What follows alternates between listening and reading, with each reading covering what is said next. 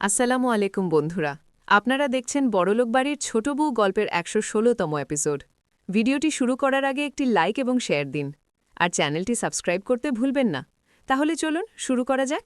ভিডিওটিতে দেখা যায় অহনার ননদের শ্বশুরবাড়ির লোকজন তার ননদকে নানান রকম কথা শোনায়, বলে পার জন্য তাদের ছেলে মারা গেছে, অলক্ষী বলে অপমান করে।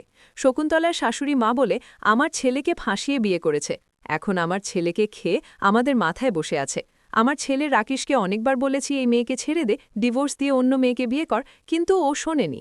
বাড়ির সবাই যখন অপমান করে ঠিক তখনই অহনা, টুকুন আর তার বৌধিরা চলে আসে। শকুন্তলার শ্বশুরবাড়ির সবাই বলে, কে আপনারা? তখন অর্জুনের বড় বৌদি বলে, আমি ওর বৌদি। তখন শকুন্তলার শ্বশুরমশাই বলে, এতদিন কোথায় ছিলেন? এই মেয়ে আমার ছেলেকে মেরে ফেলেছে।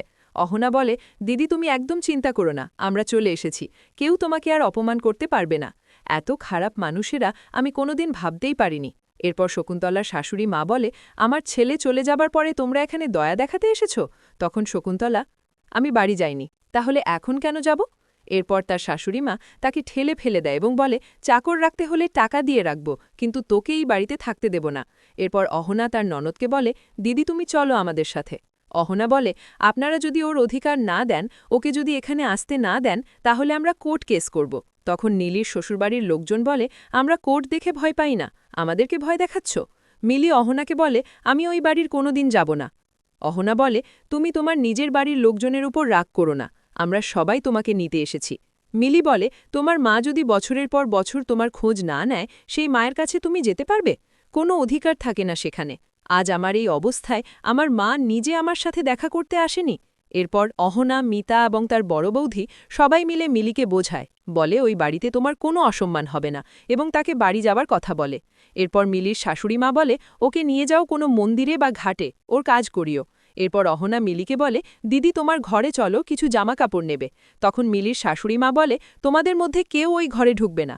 তারপর অহনা বলে, ওই ঘর ওর আর ওর স্বামীর ছিল, তাই ওই ঘরের অধিকার শুধুমাত্র ওর, তাই ওর মায়ের বাড়ির লোক হিসেবে আমি ওই ঘরে যেতে পারি। এবং আজকের পর্বটি এখানেই শেষ হয়। আজকের পর্বটি যদি ভালো লেগে থাকে একটি লাইক এবং শেয়ার দিন, আর চ্যানেলটি সাবস্ক্রাইব করতে ভুলবেন না। পরবর্তী পর্ব দেখার জন্য আমাদের সাথেই থাকুন। ধন্যবাদ। শাশুড়ি মা বলে, তোমার শাশুড়ি মা কিপ্টের মহারানী, এতদিন বিয়ে হয়েছে, জামাইকে কিছু দেয়নি, কিছু করেনি নিজের জামাইয়ের জন্য। টুকুন বলে, আপনি বড় মার ব্যাপারে কোনো কথা বলবেন না, আপনার ছেলে তো নিজের কাজ করত, টাকা ইনকাম করত, আপনার ছেলে এখন এই পৃথিবীতে নেই, দয়া করে এই ধরনের কথা আর বলবেন না। এরপর অহনা পাড়ার লোকদের কাছে জিজ্ঞাসা করে, এনার মৃত্যু কিভাবে হয়েছে, আপনারা তো নিশ্চয়ই জানবেন।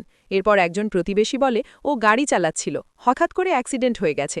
শকুন্তলার শাশুড়ি মা বলে, আমার ছেলেকে সবসময় টেনশন দিত, অ্যাক্সিডেন্ট হওয়ারই ছিল, খুব খারাপ মেয়েও, আর হবে না কেন, কোন পরিবার থেকে এসেছে?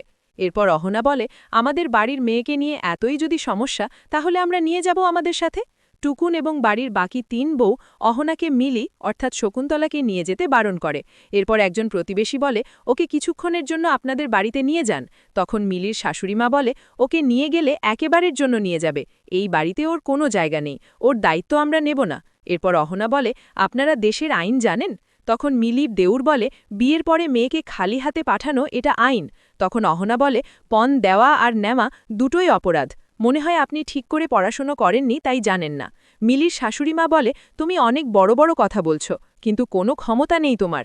অহনা বলে, আপনি আমার থ্যামে ওকে নিয়ে গেলে বাড়িতে অনেক ঝামেলা শুরু হবে, ও এখানে থাক, ওকে প্রতি মাসে কিছু খরচ পাঠিয়ে দেব।